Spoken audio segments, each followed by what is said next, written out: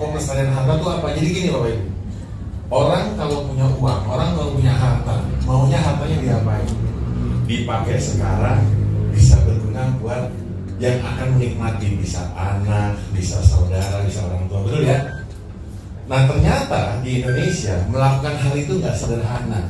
Ada hal yang harus kita pahami, apalagi kalau kita ngomong waris yang hari ini 1 jam ini kurang lebih kita akan ngomong di situ.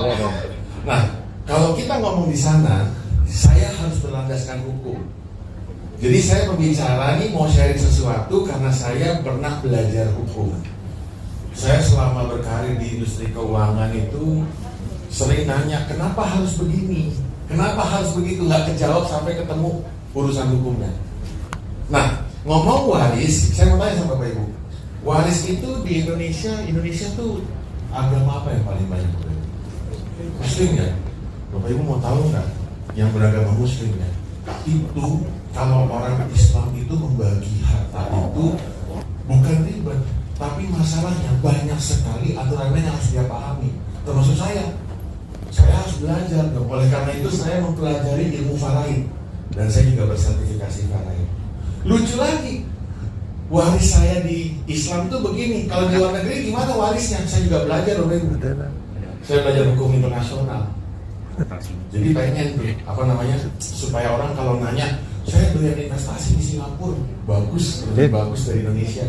Sih, sana boleh silahkan gitu ya. Tadi malam saya baru dapat kabar Pak Henry, ternyata saya salah berinvestasi uang saya di Singapura kebanyakan. Kenapa? Nggak cair juga kalau saya meninggal dunia. Loh, Bapak kan masih ada. Kok Bapak ngomong, iya teman saya, sebelah saya, partner bisnis saya 3 tahun yang lalu meninggal dunia dan ternyata nggak gitu gampang liquid. Kenapa? Nah, kenapanya kan sering ditanya, betul Bapak Ibu? Ya, kenapa? Jadi investasi itu boleh, silahkan. Tapi hari ini kita mau belajar dari sisi yang lain yang mudah-mudahan jadi ilmu pengetahuan baru. Bapak Ibu, kalau Bapak Ibu mau tahu tulisan-tulisan mengenai cerita-cerita apa seperti saya hari ini, saya punya website baru jadi 1 bulan. Bapak Ibu bisa buka website saya, di sana ada. Spesialisasi saya memang family business dan family succession plan. Kamu mau tunjuk ya, apa itu nanti kita diskusi. Hari ini saya mau cerita mengenai sebuah pertanyaan yaitu warisan. Bapak Ibu, warisan itu apa sih? Ada yang mau dipindahin ke mana? Warisan itu apa sih Bapak Ibu? Ini mau dipindahin ke mana? Ada yang tahu Bapak Ibu? Warisan itu adalah uang Pak Henry. Ayo ada yang bisa bantu saya jawab. Apa sih warisan? Kalau kita mau ngomong warisan ya Bapak Ibu, begitu ditanya, warisan itu adalah sebuah peninggalan. Jadi kalau saya ditanya sama orang, nanti warisan itu apa? Kalau saya ngomong sama keturunannya Frank Sinatra, dia bilang legacy yang dia terima adalah sebuah nilai. Nah, buat orang Indonesia, nilai itu sama dengan duit. Paham ya Bapak Ibu? Sampai sini masih ingat ya? Nilai itu sama dengan uang. Sementara dalam warisan itu ada proses bagaimana bisa sampai ke pemilik barunya. Nah, sekarang saya mau tanya dulu nih sama Bapak Ibu. Kita tes pengetahuan Bapak Ibu sekarang. Kalau ada sepasang suami istri tutup usia, sepasang suami istri tutup usia dia punya anak. Anaknya nggak usah banyak-banyak lah, 2. Si yang mau kita korbankan yang laki yang perempuan? Biasanya yang laki yang suka dikorbanin dalam cerita ya. Yang laki ya, ibu-ibu harus belain saya ini mencintai wanita, soalnya korbanin kalau dalam cerita pasti laki yang bapaknya meninggal duluan. Ya, mau lebih muda, mau lebih tua, kita korbanin yang laki. Oke, bapaknya meninggal duluan. Warisnya kemana? Ayo. Istri dapat berapa? 50%. Kok pada pintar-pintar, siap nih berarti. Pak, hati-hati Pak, yang ibu-ibunya Pak. Ya. Nah, sekarang pertanyaan setengahnya lagi kemana? Tuh, siapa yang ngomong istri dan anak tadi? Wah, keren Pak. Setengahnya lagi istri dan anak. Baru sekarang, oh gitu ya, iya. 2 bulan lalu saya ketemu sama seorang klien. Klien ini bilang apa? Ibu sama anak, tiba-tiba suaminya meninggal dunia pas COVID, sehat-sehat nggak tahu kenapa meninggal. Ibunya bilang, loh Anak saya nuntut harta, setengah milik saya, setengahnya lagi milik saya dan anak saya. Kok anak saya protes? Marah sama ibunya. Susah. Ibunya nggak kasih duit, ibunya ada menteri keuangan di perusahaan bapaknya, ceritanya kan gitu ya, ibu ya. Kan menteri keuangan kan ibu-ibu ya, jadi begitu ada apa-apa ya nggak dikasih duit di mana. Usaha dari 14 perusahaan, gara-gara pertanyaan itu saja sekarang tinggal 3 perusahaan. Hanya dalam tempo 7 bulan. Jadi Bapak Ibu nggak boleh salah, itu proses namanya. Lalu kalau salah gimana? Nah itu yang hari ini saya diundang untuk mengajarkan Bapak Ibu supaya kita paham memindahkan harta itu gimana. Ya Bapak Ibu, gini, ini di foto kejauhan ya, itu juga lagi bling-bling, benar nggak Bapak Ibu ya? Nggak usah di foto-foto. Bapak Ibu tinggal hubungi orang yang undang. Slide ini gratis buat Bapak Ibu semua. Ya, saya nggak, karena ini berdasarkan hukum sih, bukan kata saya, jadi tergantung siapa yang ngomongnya aja. Gitu ya. Orang mewariskan sesuatu ada 3 hal Bapak Ibu. 1, nilai. Jadi kalau kita ingat waris, ingat nilainya. Bapak saya kaya 10 miliar, itu benar. Oke? Tapi ada yang kedua yang mau diwariskan, namanya manfaat. Manfaat juga diwariskan. Tadi dikasih tahu tuh sama MC itu, ngebocorin materi saya. Rumah Pondok Indah, rumah PIK, rumah di mana lagi gitu ya. Jadi belum tentu anak mau menerima harta waris kalau lihat dari manfaatnya. Papa, saya ini menikah, suami saya tinggalnya di Lebak Bulus. Mau nggak kalau dikasih rumah di Pondok Indah? Kenapa Papa kasih rumah saya di PIK? Itu bisa ribut. Dan yang ketiga, administrasi. Waris itu tergantung administrasinya. Yang hari ini banyak mau saya bahas nih. Karena apa? Salah mengadministrasikan waris, maka konsekuensinya panjang Bapak. Nah, apa yang harus kita ketahui sekarang dari ketiga itu, penerima harta sama pemilik harta wajib, ya Bapak Ibu nggak boleh tabu, ngobrol mengenai tiga-tiganya. Pertanyaan saya, di antara ketiga ini, Bapak Ibu mewariskan nilai gampang ya, tadi udah setengah, clear deh. Manfaat udah paham ya, yang paling susah yang mana yuk? Ini Bapak Ibu, ini cerita pengalaman pribadi. Administrasi merupakan hal yang paling tidak mudah untuk kita pelajari. 1677 ketentuan memindahkan harta dari pemilik pertama ke pemilik kedua. Ada yang hafal nggak? Saya juga enggak. Udah 6 tahun. Tuh di depan tuh ada beberapa guru-guru saya juga tuh yang suka ikut di kelas saya. Ya, setiap hari mereka suka bilang ada aja sih yang dibahas karena banyak banget Bapak Ibu. Saya membahas pelan-pelan ya. Saya aja dibilang ini, waktunya berapa lama? 1 jam, rasanya nggak cukup Bapak Ibu. Tapi saya akan persingkat dengan cara membahas pelan-pelan mengenai manfaat harta yang mau kita transfer ke pemilik barunya dengan sebuah cerita. Oke, ini true story. Jadi nggak saya buat-buat, ini true story klien saya sendiri. Pada suatu hari saya ketemu dengan orang ini, si bapak ini. Ya, tentunya dia sudah menikah pada saat ketemu. Cuma waktu ketemu saya tanya, kamu siapa? Saya adalah seorang yang dulunya pekerja keras. Katanya. Wah, kerja ini kali di pabrik batu kali ya. Saya pekerja keras, Cik Henry. Oh iya, ngapain kamu dulu? Wah, pokoknya saya kuliahnya udah oke lah. Gitu ya, sekarang posisi saya udah enak lah, udah mapan lah. Pokoknya kalau perempuan ketemu dia pasti kesemsem deh. Udah ganteng, bodinya jadi gitu. Udah keren banget. Dia punya 1 adik perempuan. Oke, orang tuanya masih hidup. Nah, saya tanya, papa kamu siapa? Oh, kayaknya kamu keren banget sih. Papa saya tuh siapa ya? Papa saya tuh bukan siapa-siapa dulu, dia pekerja keras, keturunan Tionghoa. Mama saya tuh orang Indonesia asli sih. Dia bilang begitu teman-teman. Mama saya orang Indonesia asli, mereka kawinnya biasa-biasa aja, nggak ada something spesial. Namun papa saya itu waktu di pelabuhan itu memang dari mudanya manggul barang, dan dia pekerja kerasnya luar biasa. Pekerja keras sampai badannya pada kapalan gitu ya. Jadi akhirnya mereka jadi konglomerat dan kaya. Oh iya. Nah, begitu suksesnya mereka di masa mudanya si bapak yang klien saya ini, ya, diberikan rumah sama bapak ibunya. Jadi ini dibeliin rumah nih satu, adiknya dibeliin satu. Ini ceritanya. Lalu apa yang terjadi? Bapak ini waktu umur 28 kawin sama seorang perempuan. Nah, perempuan ini siapa? Teman bapaknya ini punya saudara yang jadi sekretarisnya dia gitu ya. Jadi masih lingkungan family business lah kurang lebih. Terus dia punya anak perempuan ini, ya karena sekolah di luar negeri, pulang, dinikahin gitu.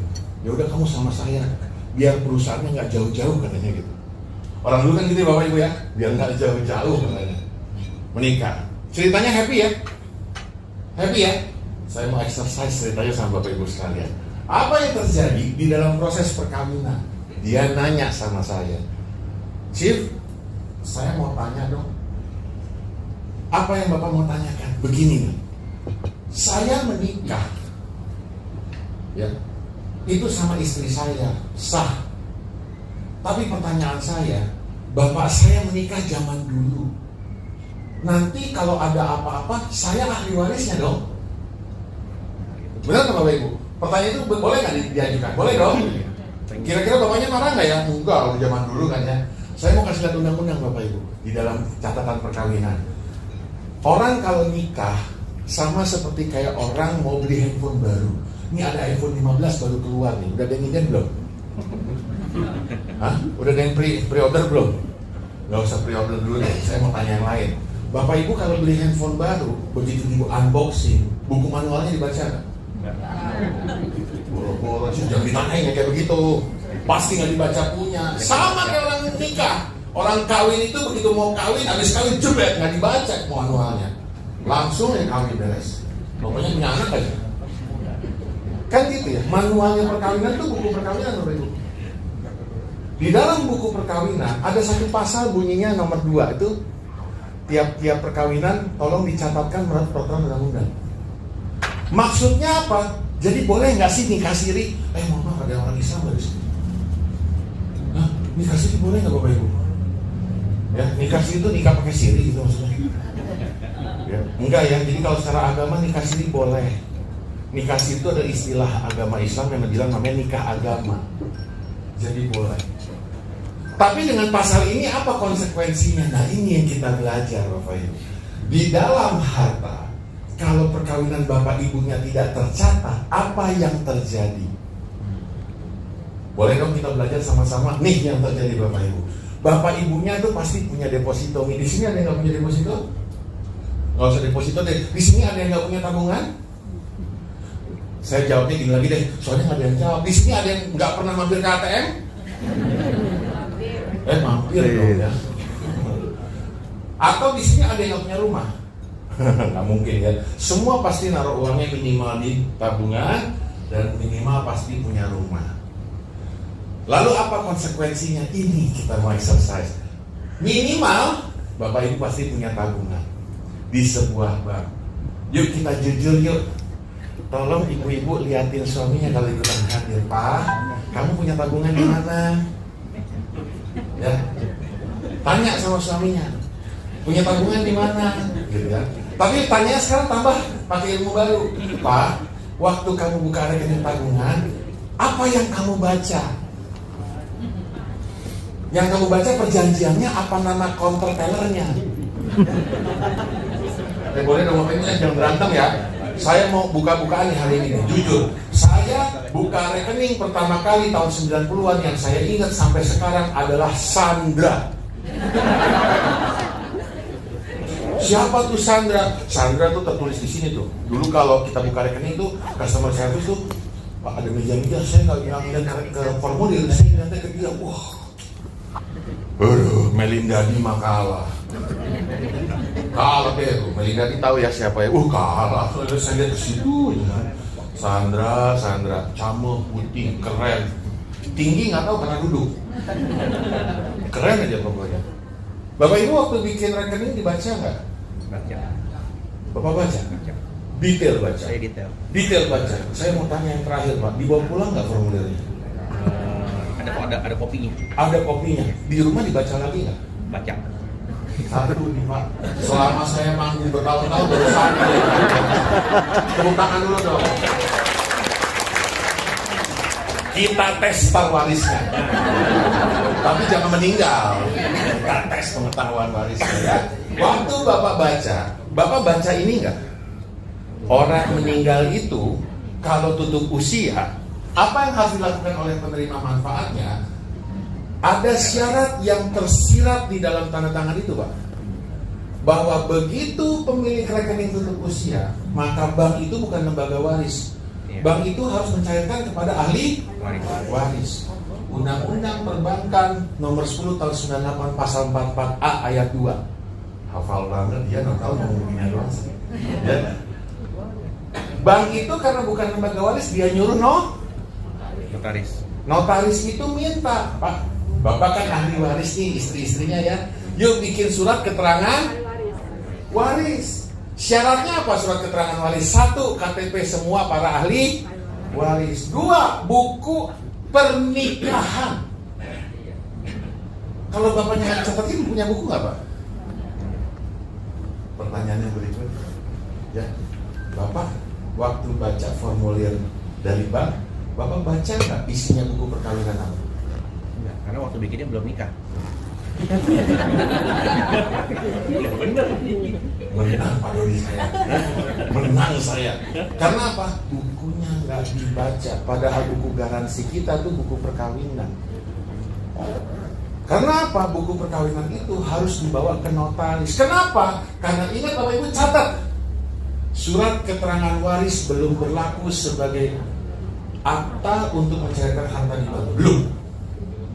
Kalau dia punya anak, maka ada surat kedua yang dibutuhkan, namanya surat kuasa ahli waris. Jadi bank itu nggak mau ketemu sama semua ahli waris. Tadi bisa bilang anaknya 8 di sini. Tadi ada yang bilang, MC anaknya 3, saya anaknya 4, yang anaknya 8. Waduh. Bank itu nggak mau ketemu sama semua ahli waris. Bank hanya mau ketemu sama 1 orang. Maka di antara ahli waris harus menunjuk 1 orang. Itu ditulis di dalam buku kami. Siapa penanggung jawab berikutnya? Jadi Bapak Ibu, ya, sekarang para suami lihatin istrinya. Mama sayang, tenang, kita sudah punya joint account. Jadi kalau saya kenapa-napa, maka mama aman. Sekarang istrinya balik lagi lihat suaminya, tukang bohong loh. Prosesnya sama Bapak Ibu. Kalau suami meninggal dunia punya rekening joint account sama istrinya, walaupun dia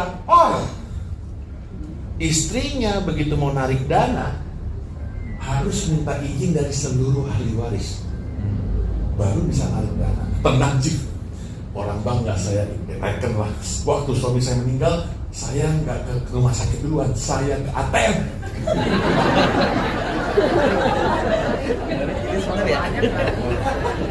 Itu trik yang bagus. Bagus, kenapa? Karena besok paginya di ruang kremasi, begitu sebelum dikremasi, jangan kremasi ya, disemayamkan dulu di rumah duka, ada bunga papan dari bank. Bank langsung tahu. Kenapa? Orang kalau mau meninggal dunia, apa yang diurus Bapak Ibu? Syarat diminta akte kematian. Akte kematian diurus, bank langsung tahu. Iya, salah sendiri lo punya NIK sama NPWP jadi satu sekarang. Salah sendiri nomor handphone sekarang dikenalin sama DJP. Bang tahu. Hari itu juga makanya bunga papan muncul. Terima kasih bagi bank-bank yang sudah punya RM dan bapaklah nasabahnya. Karena biasanya kan suka ditelepon sama RM-nya, Pak, bonds lagi bagus nih. Ditelepon istrinya ngangkat, Bapak udah nggak ada, kemana lagi sauna? Maksudnya apa? Udah masuk ke kremasi gitu. Itu yang terjadi sama ayah saya ketika saya belajar ilmu ini 2014. Saya nggak tahu siapa yang ngasih tahu bapak saya meninggal. Saya dapat kabar jam 5 pagi. Jam 7 pagi saya ngurusin kalau persemayaman di dekat Darmais ini. Ya, jam 9 bunga papan bank udah ada semua. Itu yang terjadi. Paham Bapak Ibu? Pertanyaannya, berapa lama kalau gitu proses uang ini mau dicairkan ke ahli waris? Ada yang tahu? Tadi ada yang curhat sama saya di meja mana tadi kita sebelum mulai ngomong tuh ya. Saya nggak mau bilang berapa lamanya. Tadi malam seorang direktur perusahaan anak perusahaan perbankan nasional Indonesia istrinya 3 tahun yang lalu meninggal dunia, bilang sama saya, bukan kata saya, dia butuh proses 6 bulan. Kenapa? Karena pas istrinya meninggal, anaknya masih kecil. Anaknya ahli waris? Iya. Tapi bisakah anaknya menjadi ahli waris yang tanda tangan surat? Jawabannya tidak. Harus umur 17 atau 21 betul Pak di hukum pewarisan. Jadi Bapak Ibu, ini administrasi. Jadi gimana dong kalau dia nggak kecatat? Kompleks Bapak Ibu ngebagiinnya. Apa dong yang terjadi? Nah, pulang dari sini Bapak Ibu, kan kita masih muda semua nih ya. Yang masih punya orang tua tanya, Pak, dulu waktu Papa punya nikah, punya catatan kawin nggak? Enggak, langsung tepuk jidat mati gue. Lalu apa yang terjadi? Daftarkan, boleh. Mereka sudah meninggal, Chief Henry, daftarkan, boleh. Walaupun sudah meninggal, selama perkawinan pertama. Papa saya punya 2 bininya. Gimana dong? Ya, saya cuma bilang terima kasih Bapak menginformasikan saya balik badan. Karena sulit apabila dia memiliki 2 istri. Karena setelah memiliki 2 istri, perkawinan tidak bisa dicatatkan setelah dengan perkawinan kedua.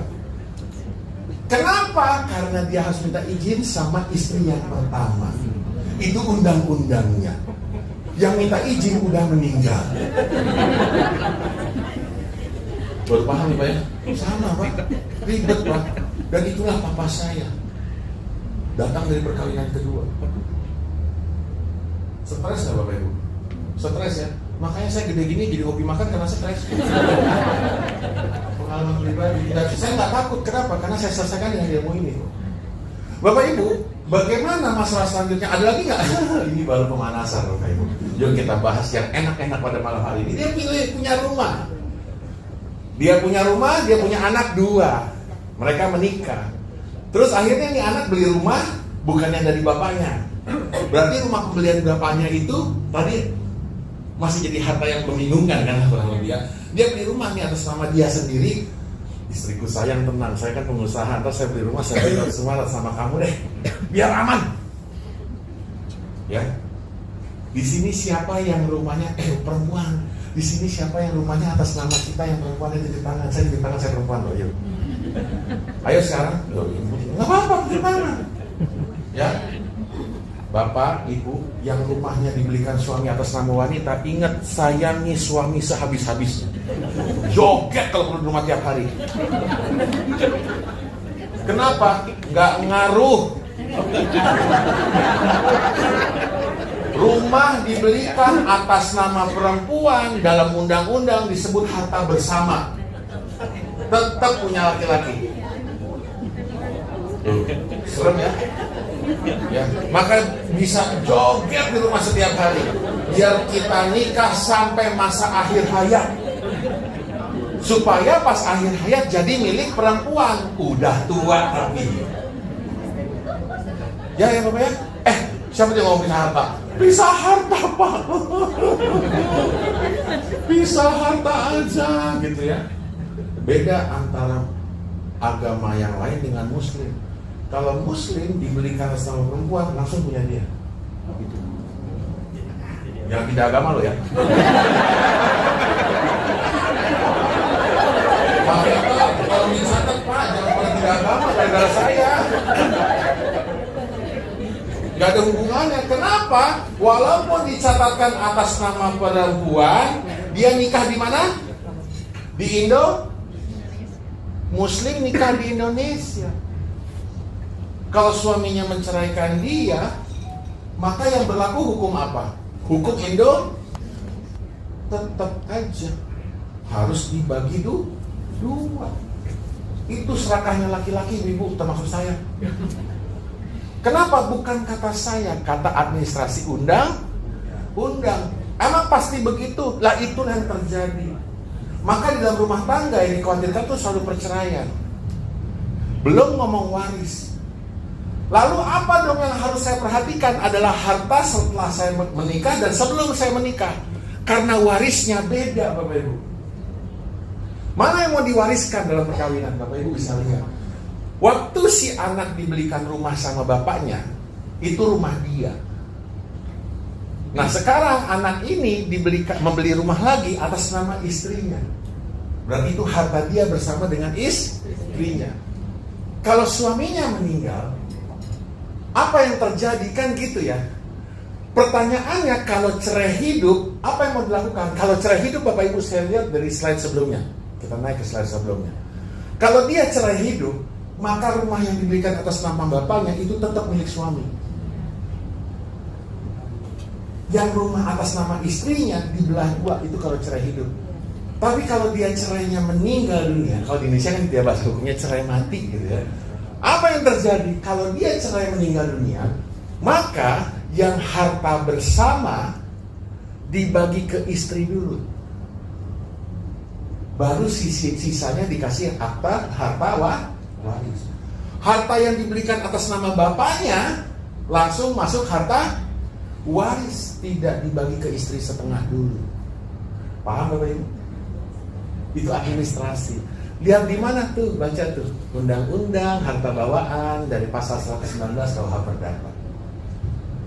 Sampai sini mulai kebayang harta waris Bapak Ibu? Mulai ya? Nah, jadi apa yang mesti saya lakukan, Cik Henry? Jika suami tutup usia, maka apa yang terjadi? Harta bawaan dibagi, waris yang harta bersama itu dibagi dua dulu. Istri punya setengah, suami yang setengahnya lagi masuk ke harta waris. Sesimpel itu. Nanti hitung-hitungannya belakangan Bapak Ibu. Ada nggak resiko lainnya? Kita ngomong hutang, eng. Di sini siapa yang suaminya pengusaha, ibu-ibu? Kita mau korbanin suaminya aja pokoknya. Pokoknya meninggal suami terus sampai akhir realisasi. Lucu ya Bapak Ibu ya. Kita akan lihat hutang. Apa yang terjadi dengan hutang Bapak Ibu? Saya mau kasih lihat sebuah pasal undang-undang. Bapak Ibu bisa baca KUH Perdata 121. Kalau ada seorang pasang suami istri, suaminya berhutang sebelum perkawinan, apakah istrinya menanggung hutang? Biasanya orang ngomong enggak. Undang-undang bilang berkenaan dengan beban-beban, maka harta bersama itu meliputi semua hutang yang dibuat oleh masing-masing suami istri sebelum perkawinan, setelah perkawinan, selama perkawinan. Jadi kalau suaminya anak pengusaha yang tadi punya hutang dari harta bawaan dibeliin bapaknya masih pakai hutang, siapa yang menanggung? Istrinya. Tuh. Ada yang teriak, bisa harta. Tadi udah ini nih, ibu ini sudah paham undang-undang, dia mau bekelin, dia mau belok langsung dipatahin. Pak, apa yang terjadi? Bapak Ibu paham tuh. Waris, kesimpulan pertama malam hari ini. Harta itu dikurangi hutang dulu. Dikurangi hutang jadi harta bersih. Harta bersih dikurangi wasiat dulu. Dikurangi wasiat baru masuk ke ahli waris. Paham ya Bapak Ibu ya? Itulah harta waris. Sampai sini Bapak Ibu. Mulai ada yang minta makan, minta minum? Belum ya? Masih seru? Boleh sampai jam 9 malam? Jangan. Saya capek Bu. Lanjut. Emangnya kenapa kalau kita ngomong hutang? Di slide berikutnya, perceraian tidak mengakibatkan salah satu pihak dibebaskan dari hutang. Kan suka ada yang bilang, bikin aja perjanjian kawin terus cerai. Enggak ngaruh. Karena hutang sudah ada sebelum adanya perceraian. Gitu. Makanya sekarang pertanyaan berikutnya, Bapak Ibu yang punya anak, pastikan anaknya tidak menikah sama pasangan yang sedang berhutang. Ini yang undang prudensial ya? Yang undang saya prudensial ya? Atau gini Bapak Ibu, pastikan kalau kamu ngebet juga, pastikan calon suami kamu buka polis, kalau apa-apa hutangnya terbayar. Gitu.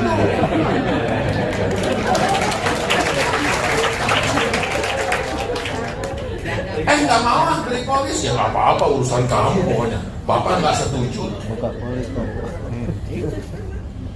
Bapak Ibu nggak boleh tabu ngomong ini ya. Kenapa? Karena ini memang benar apa yang terjadi. Cik Henry ada nggak selain polis? Ada, emas. Emas bisa bayar hutang. Bisa. Kenapa? Nanti saya ceritanya ya sesi. Jadi Bapak Ibu, risiko penerima harta itu tinggi sebenarnya. Jadi sekarang administrasi itu bukan ahli waris, Pak. Warisan itu yang kita bahas bukan si pewaris. Pewaris mah udah nggak ngerasain apa-apa. Warisan itu yang harus dipelajarinya itu siapa? Kita yang akan nerima. Karena apa? Someday semua di ruangan ini akan mengalami menerima waris. Pasti itu. Saya sudah. Dan susahnya luar biasa. Tapi yang namanya pengusaha ya ada aja ngomongnya. Lain. Saya skip yang ini. Perjanjian kawin. Cenayang ya Ibu ya? Kok tahu selain saya bikin perjanjian kawin? Cip, pakai perjanjian kawin aja aman. Oke, kita bahas perjanjian kawin. Di dalam perjanjian kawin tertulis pasal calon suami istri dengan perjanjian kawin boleh menyimpang dari undang-undang, soalnya Chief Henry. Gitu ya.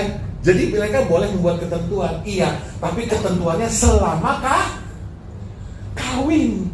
Kalau sudah meninggal, yang bikin perjanjian ya sudah metong. Yang bikin perjanjian sudah metong. Jadi gugur perjanjian itu resikonya ya betul tutup usia.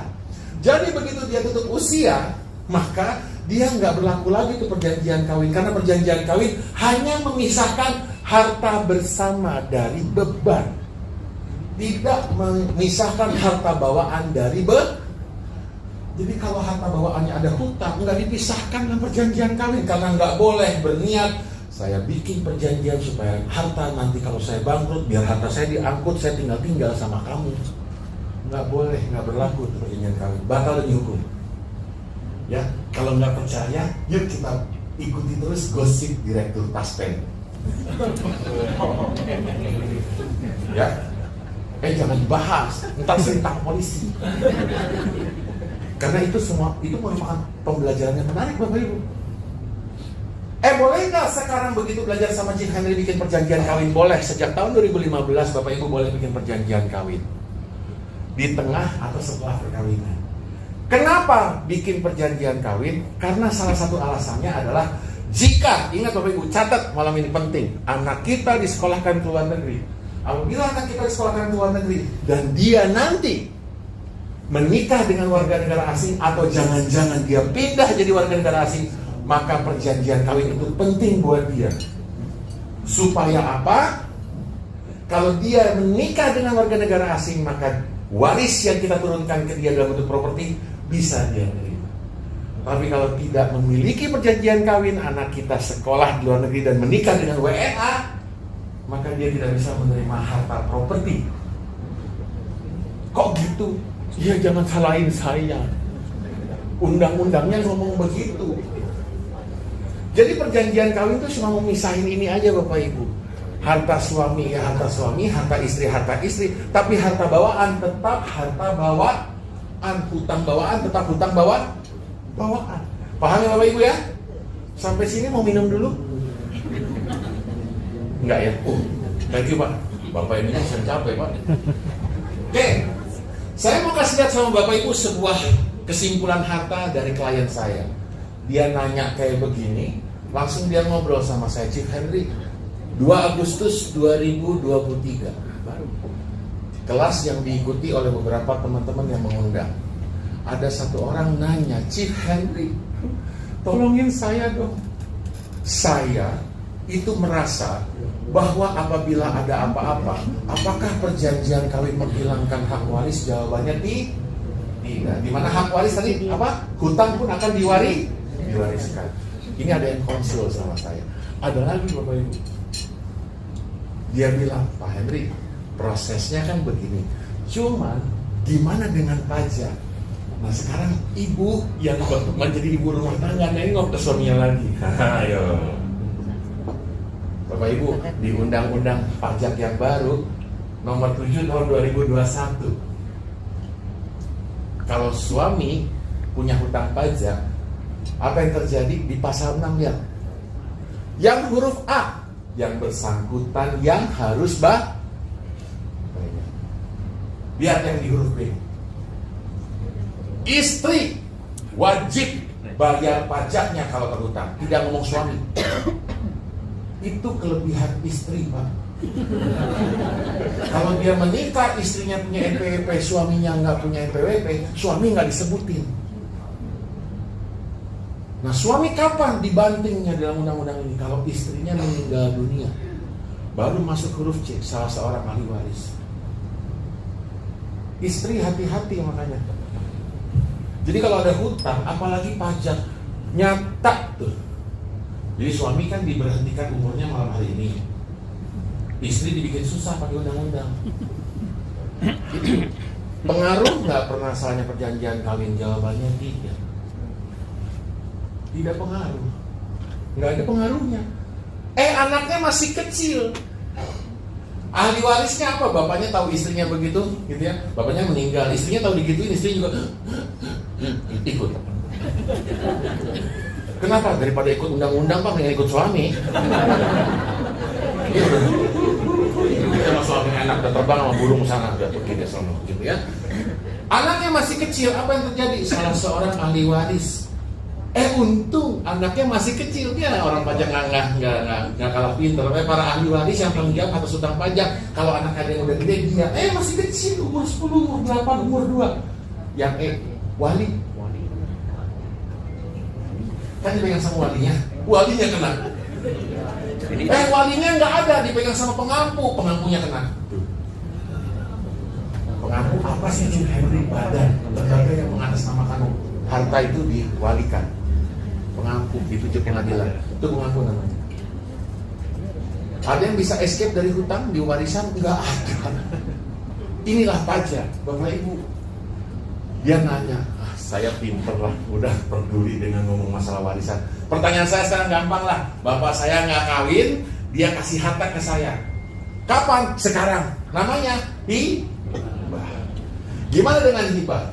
Hibah itu adalah perpindahan harta yang dilakukan oleh seseorang saat ini, merupakan bagian daripada pewarisan sebenarnya. Hak harta. Lalu apa konsekuensi hibah yang terjadi? Ada yang konsul juga tuh Bapak Ibu. Dia bilang begini, Cik Henry gini nih. Ini real case ya Bapak Ibu ya. Jangan marahin saya. Ini teman-teman yang mengundang punya teman di luar sana nanya sama saya. Kebetulan klien saya nanya, dia mau cerai sama suaminya. Karena apa? Selama pandemi istrinya kerja keras, suaminya kerjanya lemas, hanya tidur saja.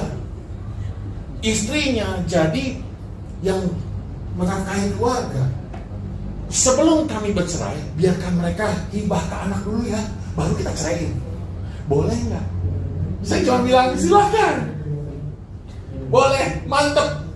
Planning yang bagus. Dengan catatan. Catatannya apa? Anak ibu umur berapa? Bapak Ibu boleh nggak sih kita beli properti atas nama anak? Boleh. Tapi nggak boleh anak di bawah umur. Bapak Ibu mau hibah harta boleh ke anak? Boleh. Tapi anak nggak boleh umur 21. Kenapa? Karena secara undang-undang dia belum cakap hukum. Kok sekarang saya bisa beli atas nama anak? Pasti ada seorang tuanya di sana. Nggak mungkin ya. Gitu ya. Soalnya kenapa? Dari bapak saya pusing beli atas nama anak. Boleh, anaknya udah gede. Berarti boleh. Boleh ya? Dalam kasus cerita saya boleh? Boleh. Namun ada satu ketentuan. Ingat, hibah itu bisa dibatalin? Hibah bisa dibatalin ya? Jadi setelah saya hibah, saya batalin. Nih malam ini enak nih. Kenapa? Karena nggak bisa. Cik Henry ada pasalnya nggak? Bapak Ibu baca, ini belum berubah di sini. Tolong dirubah. Tuh. KUH Perdata 1688. Hibah hanya bisa dibatalkan apabila satu, syarat hibah tidak dipenuhi. Apa itu? Anak masih kecil. Gitu ya? Hutang yang dihibahkan nggak boleh. Yang kedua, jika yang menerima hibah membunuh penghibah, baru bisa dibatalkan. Paham ya Bapak Ibu ya? Yang ketiga, begitu dia menghibah penghibah jatuh miskin, gara-gara menghibah maka hibahnya batal. Oke, bapaknya kan nggak jatuh miskin kan ya? Dia hibah ke anaknya. Jadi hibah itu tidak dapat dibatalkan. Masalahnya Bapak Ibu, setelah menghibah sama anaknya dijual, dibeliin rumah. Untuk siapa? Istrinya. Yang kedua, boleh Boleh. Karena sudah pindah ke pemilikan. Setelah menghibah, klien saya 2019 menghibah kepada anaknya di Jakarta Selatan. Hartanya 700 miliar, semua dicairkan, anaknya di Australia. Dia bilang, saya mau tutup mata sama anak saya satu-satunya di Australia. Boleh, boleh. Saya bilang, jangan Pak. Tidak boleh menghibah lebih dari 30% yang ideal. Hibah boleh, tapi jangan banyak-banyak. Kalau perlu Bapak ke Australia dulu, Bapak tukarkan harta Bapak atas nama Bapak yang di Australia, baru Bapak ikut hukum waris Australia. Lalu apa yang terjadi? 2000, nggak ada yang tahu, itu pandemi. 2021, bapaknya kena COVID, pakai ventilator, dilobangin ya, tapi nggak meninggal. Kuat bapaknya, karena dia mau meninggal di Australia. Anaknya, saya deh yang pulang ke Jakarta buat visit deh bapak saya kalau mau saya ada di sana, biar saya di Indonesia, biar serasa di Australia. Karena pakai ventilator, memang udah bukan Senin Kamis lagi napasnya, Senin Minggu. Udah jauh banget. Tahu anaknya pulang ke Indonesia, bapaknya sembuh Bapak Ibu. Keluar dari ICU, keluar dari IGD, masuk ke ruang perawatan biasa, dijenguk oleh anaknya, seminggu kemudian anaknya meninggal. COVID. Harta dari 700 miliar tinggal sisa 60 miliar, sisanya sudah dipegang atas nama anak. Siapa warisnya? Istri. Ya, berapa persen? 100%. Bapaknya nggak bisa minta balik. Miskin nggak? Enggak, masih 60 miliar. Rumahnya di Kebayoran Baru masih 30 miliar, di tabungan banknya masih 30 miliar. Alphardnya 2, Land Cruiser masih indek. Nggak jatuh miskin. Ya hati-hati berhibah. Paham Bapak Ibu?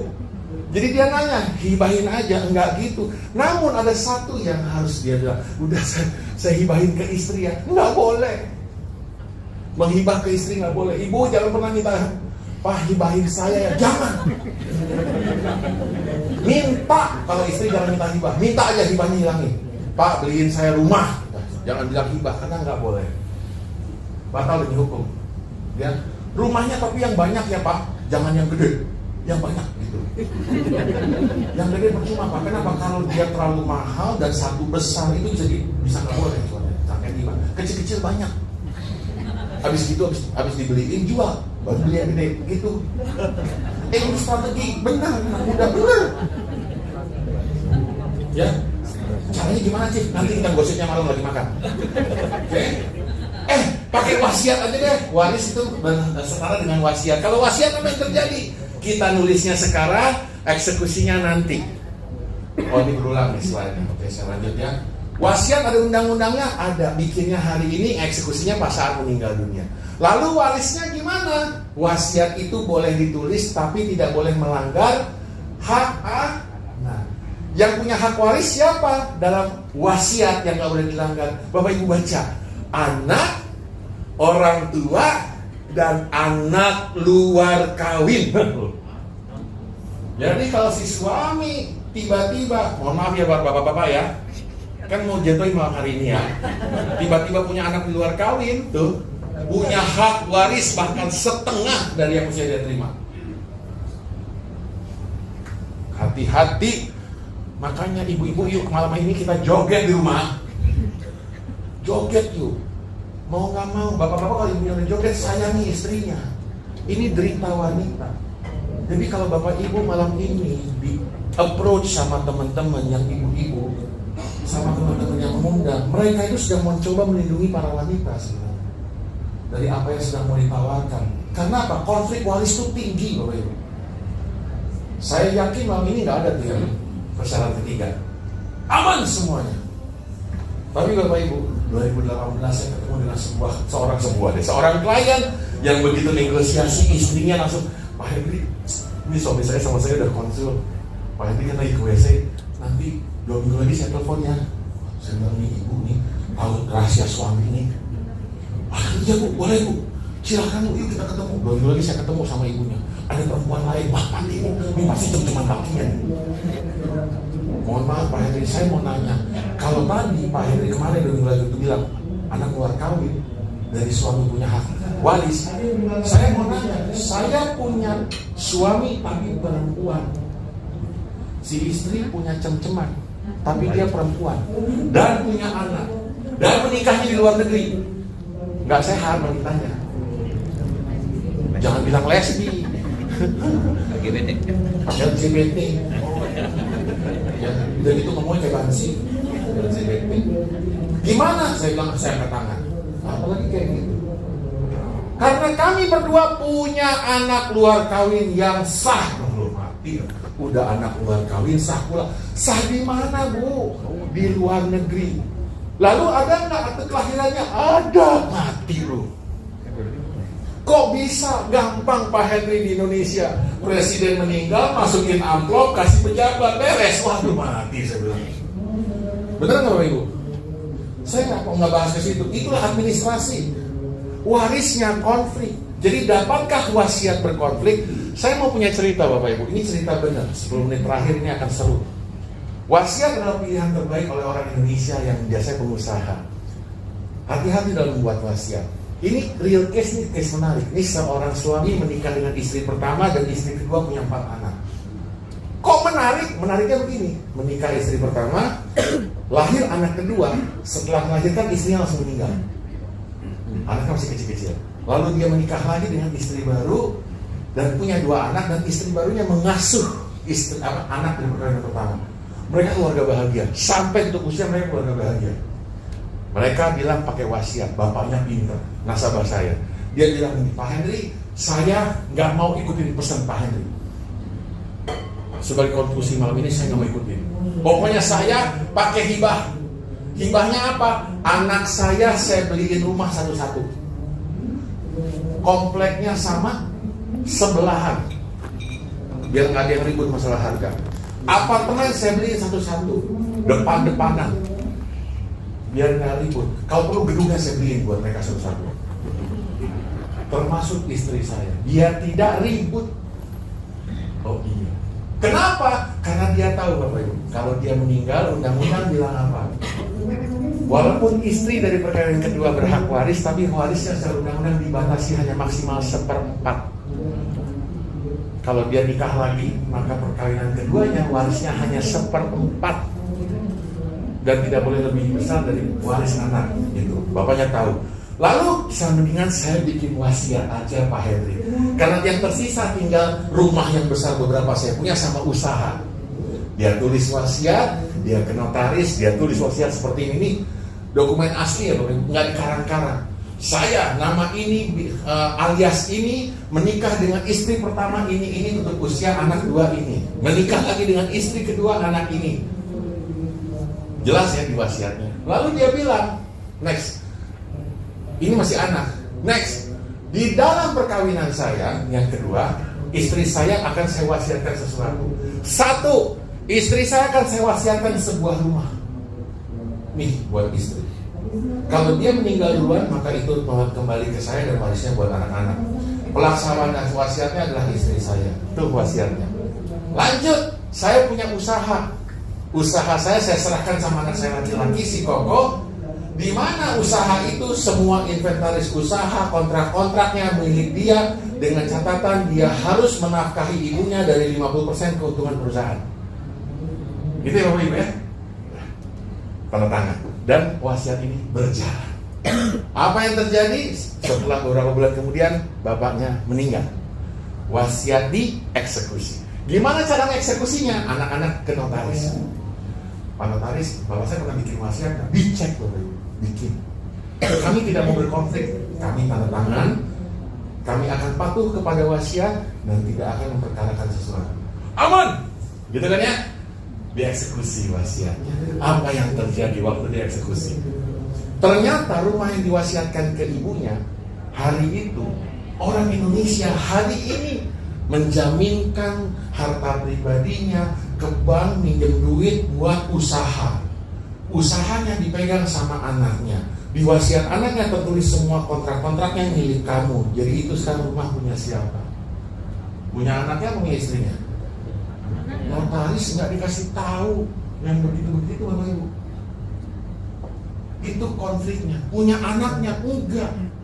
Ini sudah 7 tahun di pengadilan sampai ibunya meninggal di pengadilan. Ibunya meninggal di pengadilan karena apa? Pengadilan tidak bisa memutuskan mana yang dapat yang mana. 7 tahun Bapak Ibu. Jadi hati-hati nulis wasiat. Tuh. Di luar negeri, orang sebelum bikin wasiat itu datang ke orang yang seperti kayak kami gini belajarnya. Dipanggil dulu hartanya, baru ke notaris. Karena kadang-kadang notaris itu susah mengakses harta seseorang karena takut tidak diceritakan masa lalunya. Ini yang kurang. Paham ya? Cip, ya ini serem banget sih. Udah ikut waris aja deh, pasrah sama negara. Bapak Ibu, waris tadi Bapak Ibu udah belajar. Sesuai dengan undang-undang, kalau terjadi apa-apa waris Bapak Ibu tinggal ikutin. Maka saya bilang kalau waris mah gampang, ikutin undang-undang. Yang dapat siapa, dia tinggal ikutin. Ada 43 pasal tinggal dibaca. Yang gampang gini, ikutin golongannya aja. Ya, jadi Bapak Ibu nanti akan dapat slide ini. Kalau orang meninggal, suami, istri dapat berapa, anak dapat berapa, tinggal ikutin. Hartanya ada 22 miliar, kalau dibagi-bagi jadi berapa? Istri setengah ini, tadi Bapak Ibu udah belajar. Cuman bukan ini yang mau saya kasih tahu. Pertanyaannya Bapak Ibu, next selanjutnya. Jika saya meninggalkan harta waris, ibu-ibu tolong bantu saya. Rumah yang sekarang ditempatin, harusnya ditempatin sama kita sampai akhir hayat nggak ibu? Kalau sampai kita kenapa-napa? Iya. Iya dong.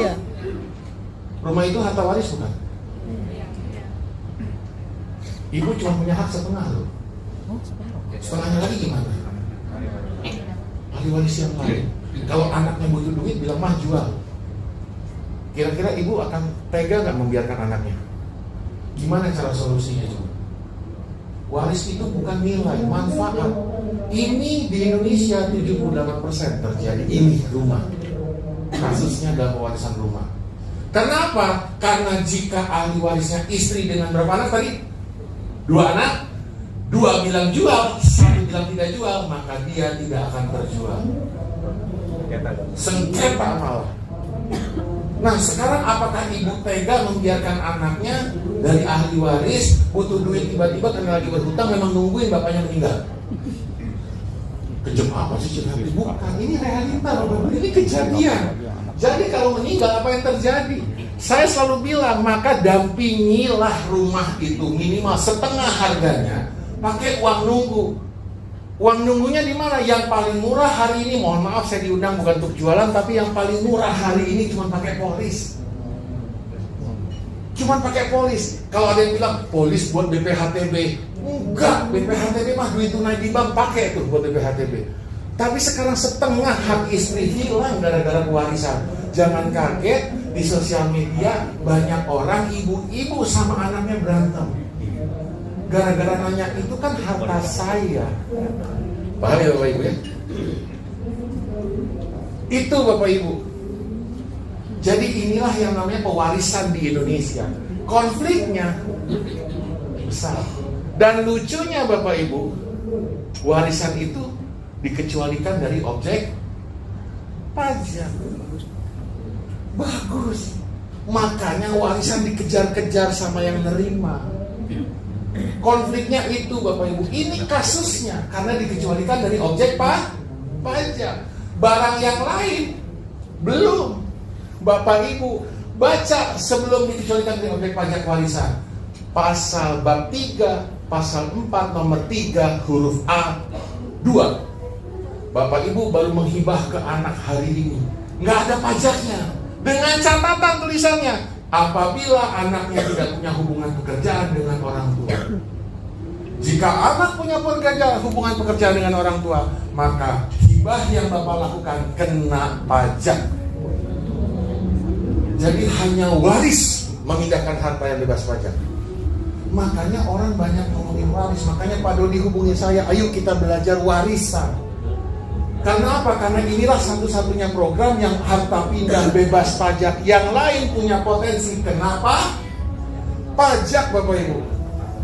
Paham ya? Lalu Cik Henry, apa solusinya? Sederhana. Penerima manfaat hari ini, penerima harta waris, yuk kita diskusi mengenai mau terimanya kapan. Hari ini apa nanti? Tinggal gitu aja. Nanti aja kalau gitu Cik Henry. Ya udah.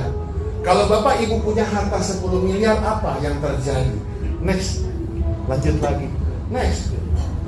Bapak Ibu tinggal hitung-hitung. Oh, saya, istri saya, anak saya satu, dua, pemilik tunggal, apa segala macam. Tinggal ditanya manfaatnya. Anakku sayang, kamu mau rumah ini enggak? Karena rumah ini harus nunggu mama kamu sampai tutup usia baru dibagi. Gitu Bapak Ibu. Dan nggak bisa dijual. Oh iya, jadi apa dong harus saya lakukan? Yang saya lakukan adalah bagian anak itu harus bagaimana nunggunya. Itu solusinya, tanyaan itu yang harus dijawab. Anak saya pasti dapat apa? Anak saya kalau hartanya 10 miliar, untuk nunggu butuh 3,3 miliar. Di mana nyari duit 3,3 miliar? Di dalam rekening bapaknya. Rekening bapaknya kayak tadi, bapaknya nggak baca kontrak. Butuh waktu 6 bulan. Hutang itu jatuh temponya berapa lama? Segera. Hutang itu nggak nunggu. Debt collector aja sering datang ke rumah Bapak Ibu. Ya. Untungnya hutang waris yang nagih bukan orang Batak, malaikat Pak. Betul. Sakit hati, langsung naik ke atas Pak. Ikutan dia yang nagih itu. Hati-hati. Mau bikin harta warisnya saat ini gimana? Hati-hati juga. 10 miliar saya mau kasih anak hari ini juga. Apa yang mesti diperhatikan kalau gitu? Anaknya harus tahu bahwa kalau dipindahin hari ini ada BPH-TB. Kan itu aja kan yang harus diperhatikan. Sesimpel itu aja kalau nerima harta. Cuma Bapak Ibu, hari ini Bapak Ibu belajar manfaat ini gimana supaya nggak hilang. Kan gitu ya. Masa anaknya tiba-tiba mau nerima susah? Masa anaknya mau nerima tiba-tiba dipotong 5% dan lain sebagainya? Apa kalau BPH-TB begini? Bapak Ibu, next lagi, next. Kalau gitu saat ini, saat nanti kita belajar apa yang harus dilakukan oleh pemilik harta. Pemilik harta harus ingat, Bapak Ibu, hari ini jangan pernah cuma naruh duit di satu tempat. Ya, taruh deposito, taruh rumah, punya ori dan lain-lain. Dan Bapak Ibu harus punya perjanjian untuk menurunkan harta. Perjanjian itu ada dua, hukum dan kontrak pertanggungan. Saya mau mengenalkan sebuah konsep undang-undang yang dibuat di Indonesia dan telah dipraktekkan di luar negeri selama ratusan tahun. Apa itu? Perjanjian ini berupa perjanjian akta yang oleh OJK baru diperbaharui menjadi sebuah produk yang sangat cantik buat kita semua. Jadi, saya mau bilang begini, undang-undang Indonesia sebenarnya ada. Perikatan itu sebenarnya bisa ditujukan untuk berbuat sesuatu dan memberikan sesuatu. Oh iya, Cik. Lalu apa? Kita diskusi pemilik harta itu punya hak untuk melakukan sesuatu loh sebenarnya atas hartanya. Jadi nggak harus pasrah sama undang-undang. Caranya apa? Dengan cara tidak menjadikan harta kita berupa aset, karena harta waris yang dibagikan adalah aset. Kalau bukan aset, dia tidak masuk ke harta waris. Maka bikinlah perjanjian atas harta kamu yang keluar dari hukum aset. Caranya gimana? Ada undang-undangnya. Kamu melakukan perikatan di sana atas sesuatu yang mungkin atau belum terjadi. Jadi kalau kita meninggal, ada harta yang dibagikan ke anaknya, ke istrinya, tapi dia bukan aset.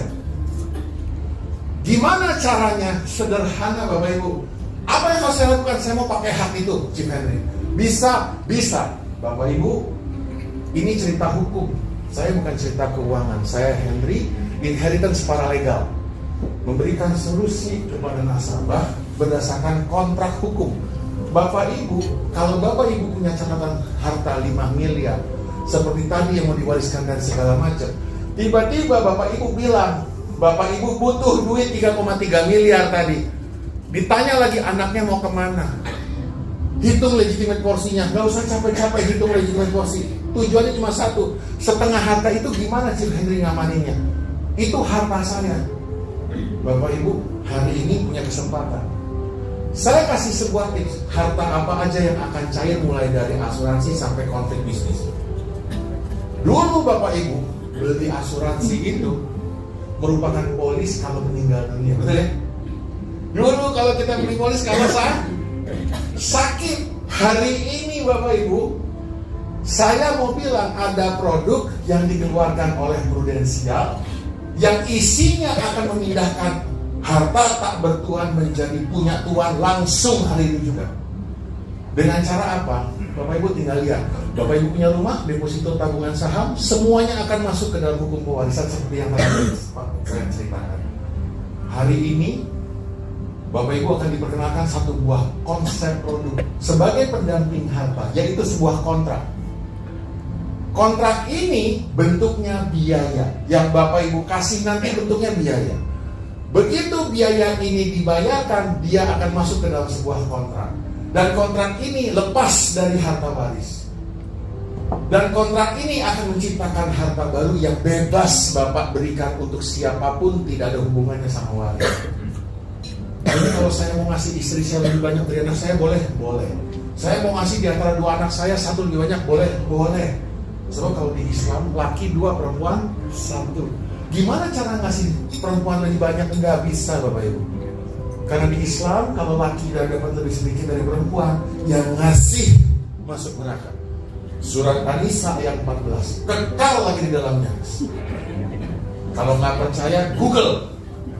Saya tungguin sampai makan. Serem ya Bapak Ibu. Saya udah nonton soalnya. Itu Bapak Ibu, bikin itu. Chief Henry nggak percaya. Kalau nggak percaya Bapak Ibu lihat undang-undangnya. Tahun 2014 itu sudah diperbaiki, cuman belum dimasukkan ke dalam SEOJK. Bahwa dia merupakan perjanjian, dan hebatnya produk ini telah diperbaharui di seluruh perusahaan. SEOJK bilang apa? Nomor 5 tahun 2022. Produk polis Bapak Ibu akan berubah menjadi akta perjanjian. Jadi polis mereka berupa sebuah kontrak perjanjian yang Bapak Ibu bisa gunakan bukan sebagai harta waris, dan dia tidak dalam kategori aset. Dia kategorinya imbalan biaya. Bapak Ibu tinggal bayarkan 100, 200, ada apa-apa keluarnya 2 miliar, 3 miliar, beres. Tapi yang harus didiskusikan malam hari ini bukan ini. Bapak Ibu mau apa dari warisan? Mau hartanya dipotong, mau susah, mau lama? Jadikan produk ini yang membantu, memperingan, mempermudah, mempercepat dan sesuatu yang mungkin terjadi. Dan yang lebih hebatnya lagi Bapak Ibu, program ini sah secara hukum. Yang penting Bapak Ibu paham bagaimana menggunakannya dan memanfaatkannya. Dan yang terakhir, diversifikasi. Berapa sih Chief yang harus saya sisihkan? Nggak ada kategorinya Bapak Ibu, tapi patokannya nggak boleh kurang dari 10% total harta. Itu kondisi yang Bapak Ibu harus terima malam hari ini. Kalau saya nggak mau gimana? Nggak apa-apa. Pahami story saya dari jam 5.34 sampai sekarang. Itu akan berulang. Serunya, sedihnya, ketawanya, laki-laki dikorbankan, perempuan dikorbankan, kan begitu ya? Itu akan terjadi. Mudah-mudahan ini bisa jadi obat waris. Bapak Ibu, itu yang mau saya sampaikan. Kalau ada pertanyaan, saya masih di sini. Sementara saya kembalikan ke teman-teman yang mengundang saya. Mohon maaf sekali lagi kalau saya terlalu bersemangat. Terima kasih, selamat malam.